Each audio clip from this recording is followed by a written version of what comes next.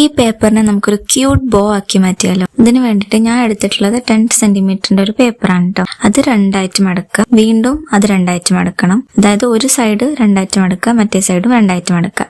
പിന്നെ ഡയഗണലി മടക്കുക രണ്ട് സൈഡും. ഈ സ്ക്വയറിനെ വീണ്ടും ചെറിയൊരു സ്ക്വയറാക്കി മാറ്റാൻ വേണ്ടിയിട്ട് അതിന്റെ രണ്ട് സൈഡ് ഉള്ളിലോട്ട് മടക്കുക. ഇനി കാണിച്ച പോലെ ചെയ്താൽ മതി. അപ്പൊ നമുക്കൊരു സ്ക്വയർ കിട്ടും.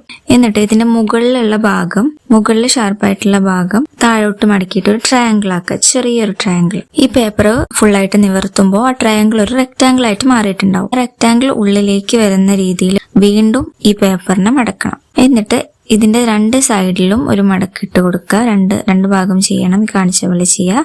അപ്പൊ രണ്ട് സൈഡ് മുകളിലായിട്ടും രണ്ട് സൈഡ്സ് താഴെയായിട്ട് നമുക്ക് കാണാൻ പറ്റും. ആ മുകളിലായിട്ട് വരുന്ന ഭാഗത്തിന്റെ രണ്ട് സൈഡ് മാത്രം കട്ട് ചെയ്ത് കൊടുക്കുക, ഫുള്ളായിട്ട് കട്ട് ചെയ്യരുത്.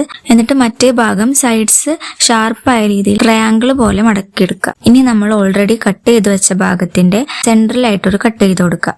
എന്നിട്ട് അതിന്റെ എഡ്ജസ് മടക്കി കൊടുക്കുക.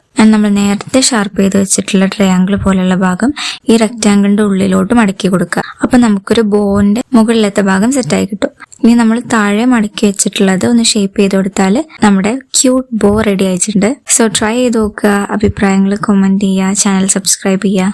Okay, by.